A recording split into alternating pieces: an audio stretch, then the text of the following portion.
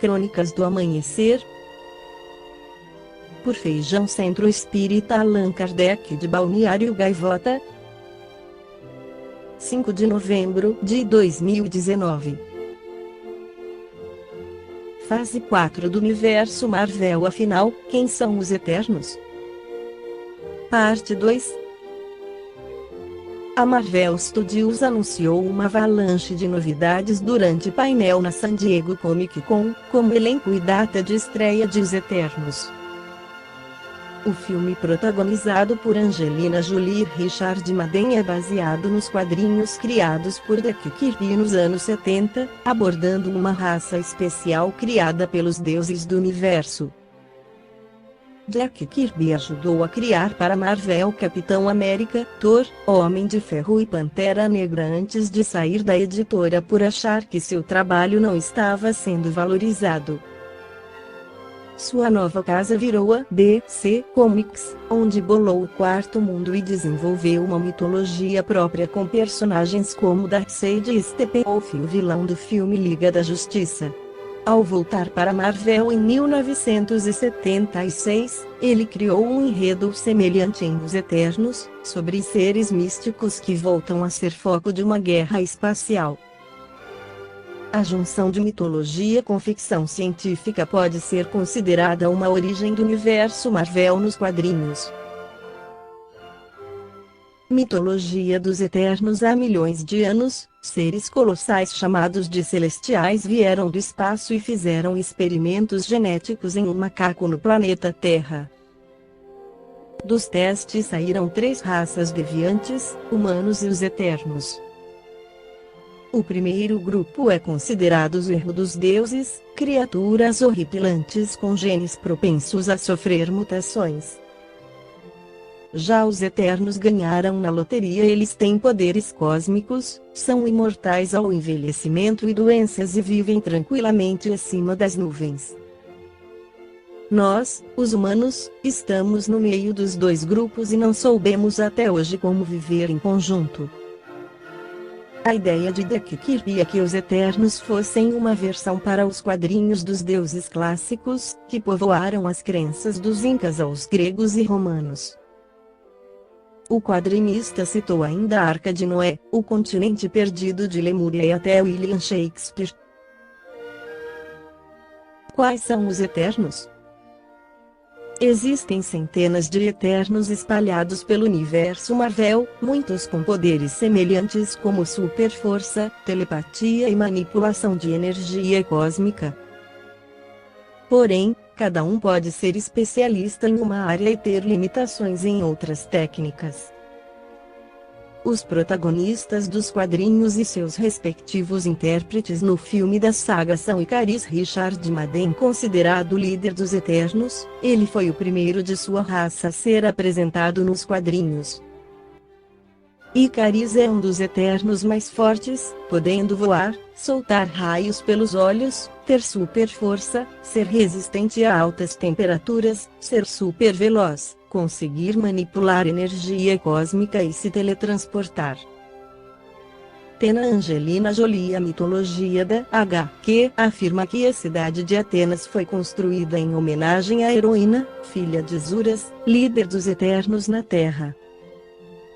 Seus poderes são parecidos com os de Ikaris, mas ela tem um conhecimento impressionante tanto sobre os Eternos quanto sobre as sociedades dos humanos e dos deviantes.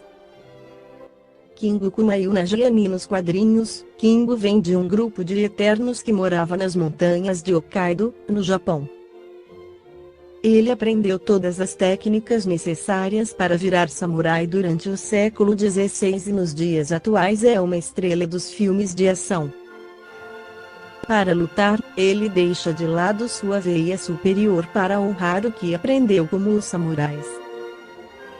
Makkari Lauren Ridloff. Nos quadrinhos, Makkari tem como grande atributo a super velocidade, e ele ainda é considerado um grande engenheiro. Ele já passou pelo Egito Antigo e a Grécia Antiga, ensinando a escrita para os humanos e sendo confundido com o deus Hermes.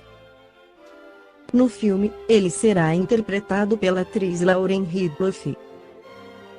Fastus Brian Tyrier mais melancólico do que seus companheiros. Fastus é um mestre ferreiro, responsável inclusive pela espada que King usa. O herói acredita que a vida não tem sentido e nem sempre é a favor de lutar. Chegou a ser confundido com Hefesto na Grécia Antiga.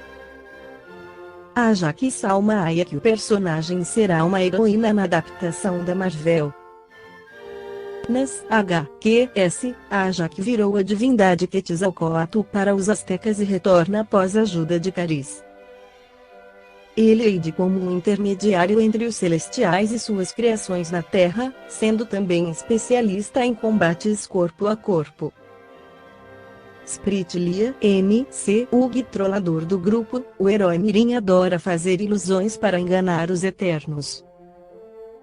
Ele brinca com os humanos há séculos, inspirando Puck em Sonho de uma Noite de Verão, de Shakespeare. Ele permanece no corpo de uma criança apesar da idade e seu comportamento inconsequente muitas vezes atrapalha a equipe. Gilgamesh Domli confundido com Hércules em séculos passados, o herói é forte, extremamente forte. Ele tem habilidades com diferentes armas e consegue se regenerar com facilidade.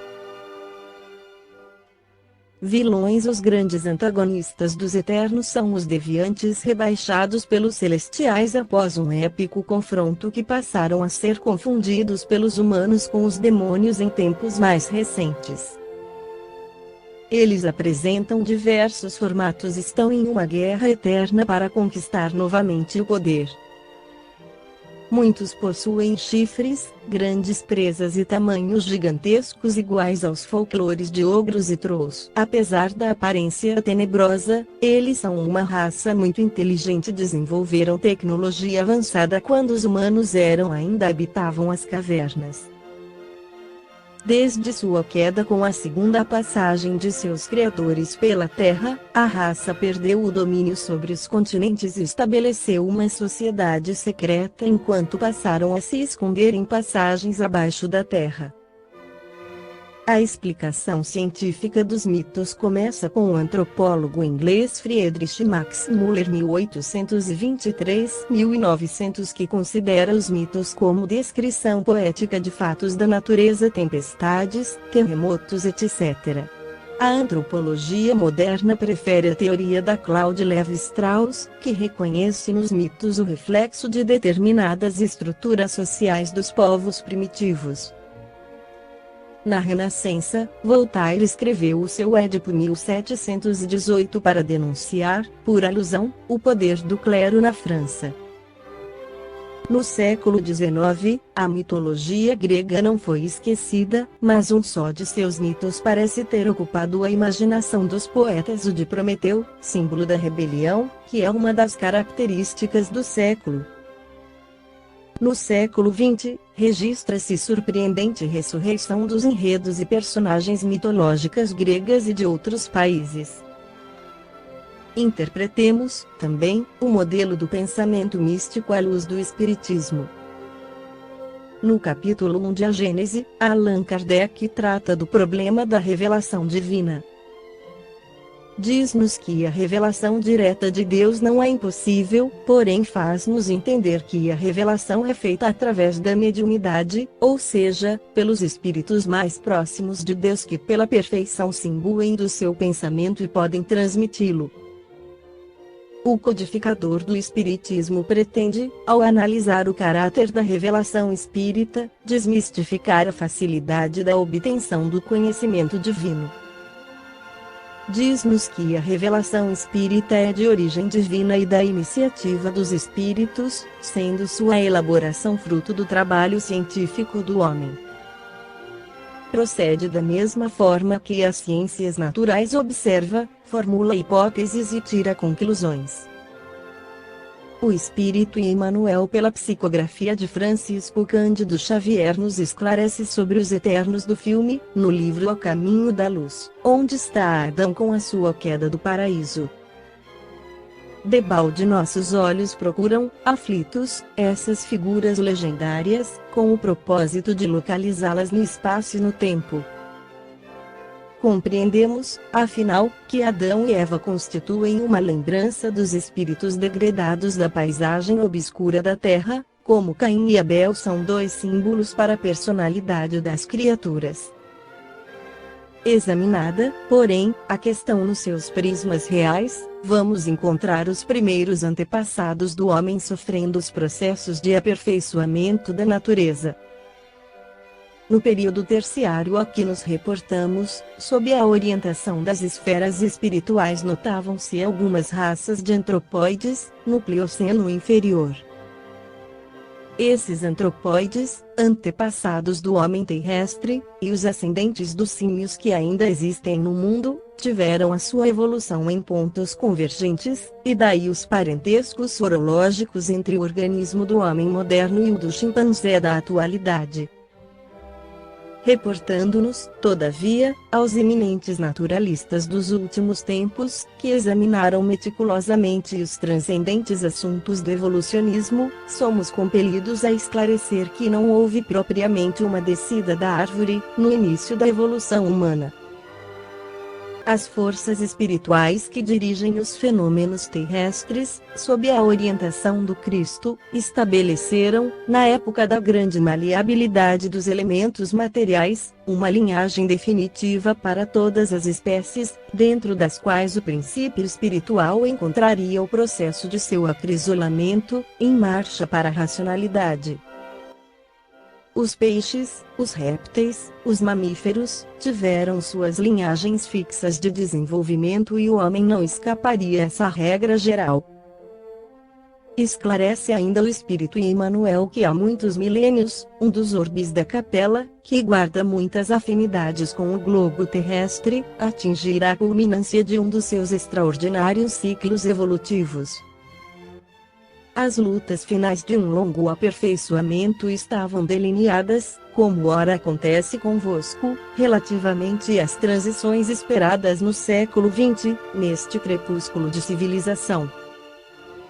Alguns milhões de espíritos rebeldes lá existiam, no caminho da evolução geral, dificultando a consolidação das penosas conquistas daqueles povos cheios de piedade e virtudes, mas uma ação de saneamento geral os alijaria daquela humanidade, que fizera jus à concórdia perpétua, para a edificação dos seus elevados trabalhos. As grandes comunidades espirituais, diretoras do cosmos, deliberam, então, localizar aquelas entidades que se tornaram pertinazes no crime, aqui na terra longínqua, onde aprenderiam a realizar, na dor e nos trabalhos penosos do seu ambiente, as grandes conquistas do coração, impulsionando, simultaneamente, o progresso dos seus irmãos inferiores. Esta foi a crônica do amanhecer de 5 de novembro de 2019. Por Feijão Centro Espírita Allan Kardec de Balneário Gaivota. Que a paz esteja com todos.